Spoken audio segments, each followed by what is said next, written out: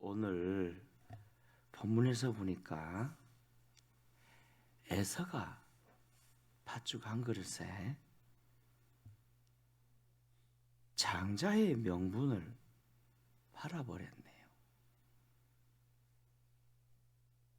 이 장자의 명분이란 유산을 상속받을 때 2배로 받는 권리 아닙니까? 또한 가정에서는 영적 가장이 되는 권리고요. 특히 그것이 아브라함 가문에 있어서는 약속의 유업을 이어가는 너무나 중요한 권리였거든요. 이 약속의 유업이란 약속의 씨인 예수 그리스도의 가문이 되는 복이었어요. 단순히 그냥 그 가정에 가장 되는 복을 넘어서서 하나님이 아브라함에게 네 씨를 통해서 천하 만민이 복을 얻으리라 말씀하셨잖아요. 그 씨가 예수예요. 예수.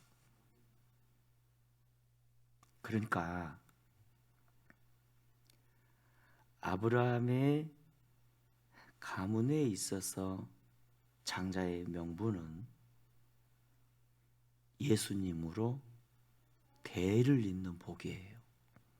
이걸 팥죽 한 그릇에 에서가 팔아먹어버린 거예요. 그래서 히브리 12장 6절에서 에서에 관해 이렇게 말씀합니다. 그는 한 그릇 음식을 위해서 장자의 명분을 버린 망령된 자였다고. 어떤 자라고요? 망령된 자. 자, 그렇다면 이 시대에 망령된 자란 누굴까요? 하나님 보실 때 망령된 자는 누굴까? 첫째, 배은 망덕하여 하나님의 은혜를 가벼이 여기는 자를 망령된 자로 말씀하십니다. 여러분, 성경은 가룟 유다를 향하여 망령된 자라 말씀했어요. 그는 예수님의 사랑을 많이 입었음에도 은 30의 그 예수님 팔아먹었어요. 오늘날 망령된 자란 돈 때문이든 명예 때문이든 어떤 모양으로든 신앙 팔아먹은 자예요.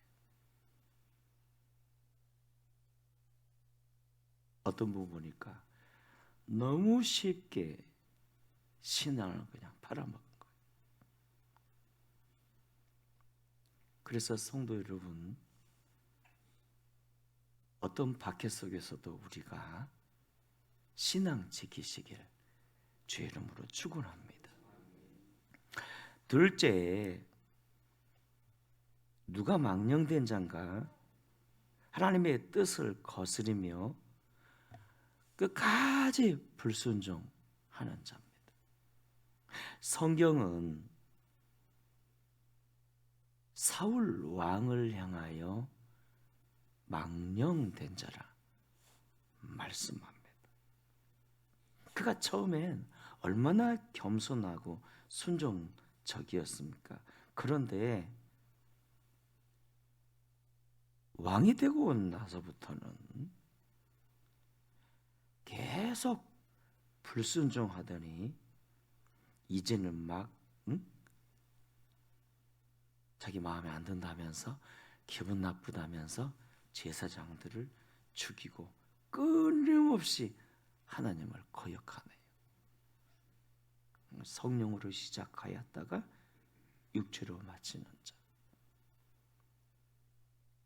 사랑하는 여러분,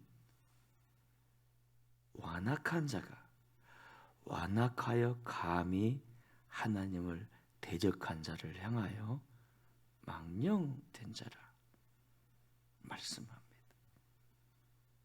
따라합시다. 망령된 자. 그 어디 교회에서는 성전 건축할 때 이분이 좀 헌금을 많이 했거든요. 많이. 문제는 겸손하셨으면 얼마나 복이 있겠습니까? 교만해가지고 그냥 성도들을 우습게 여기고 끄떡하면 막 목회자들 쫓아내고 끝이 안 좋아요. 망령된 자, 감히 하나님을 대적한 자. 그리고 셋째, 이게 참 무서운 건데요. 주께서 주신 사명을 우습게 여기는 영적으로 게으른 자를 향해 성경은 망령된 자라 말씀합니다. 여러분, 그 마태복음 25장에서 한 달란트 받은 종을 향해서 주인이 이렇게 말했죠.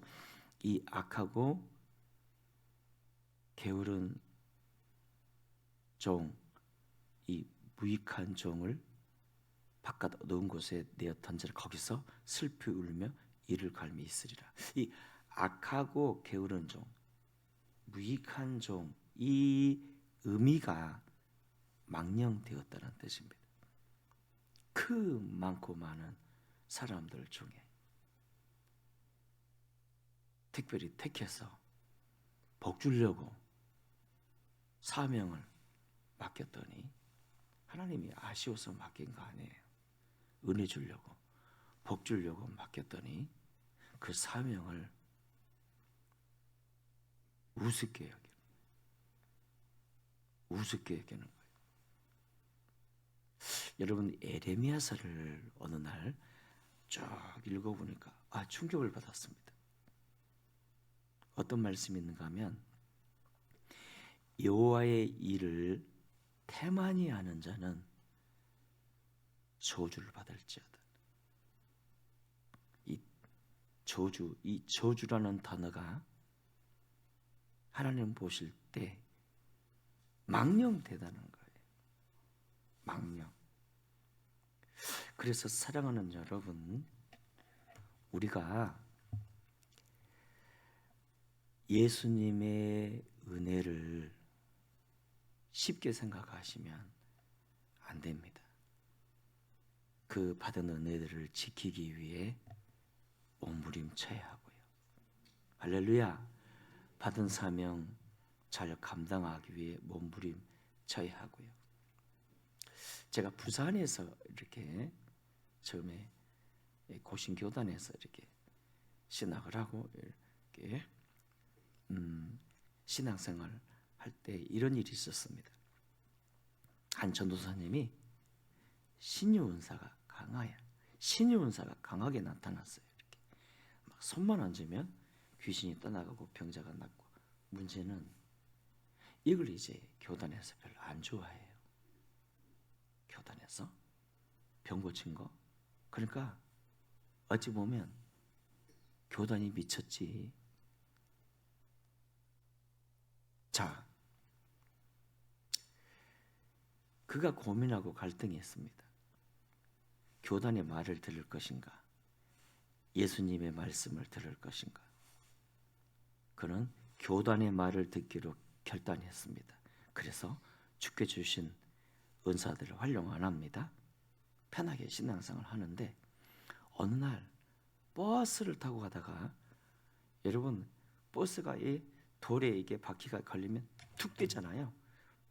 그가 툭 뛰었어요. 근데 이 천장에 딱 머리가 이게 닿았는데, 아니 그게 뭐 얼마나 세게 부딪혔겠어요. 그런데 그 뒤로 완전히 그냥 내가 이상해져가지고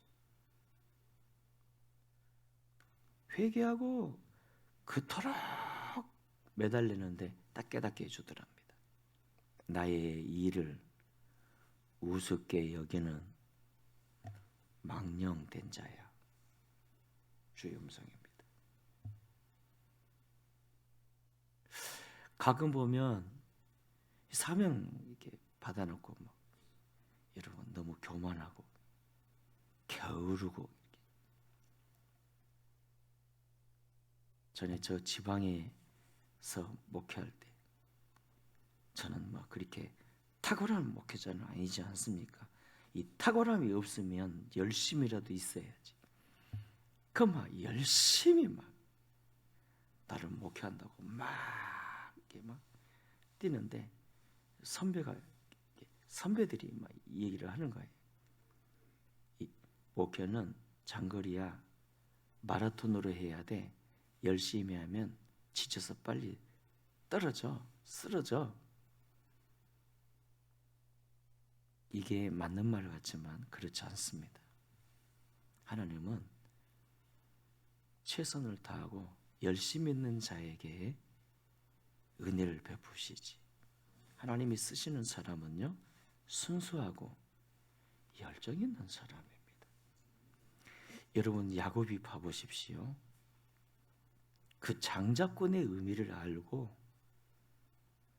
방법이 좀 그랬어도, 여러분, 팥죽 한 그릇에 샀잖아요. 빼앗았다고 말하면 안 돼요. 산 거예요. 이게 천국은 침 넣는 자의 것입니다.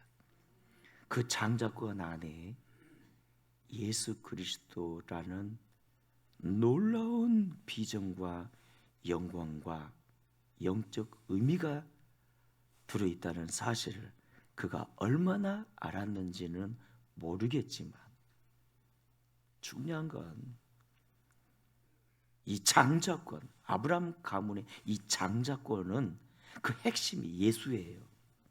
그러니까 하나님 보실 때, 이야, 예수 붙잡는 자, 예수 안 놓치기 위해 몸부림치는 자, 그런 자를 주님이 존귀히 여기세요. 우리 사람들은 착해, 도덕 윤리적이야, 지혜로워, 이거 보시지만 우리 주님은요, 당신의 은혜를 사모하는 자를 가장 사랑하시는 거예요. 삭개오처럼 주님 보기 위해, 만나기 위해 돌 무화과 나무라도 막 올라가는 자 있잖아요. 천국은 침 넣는 자일 것입니다.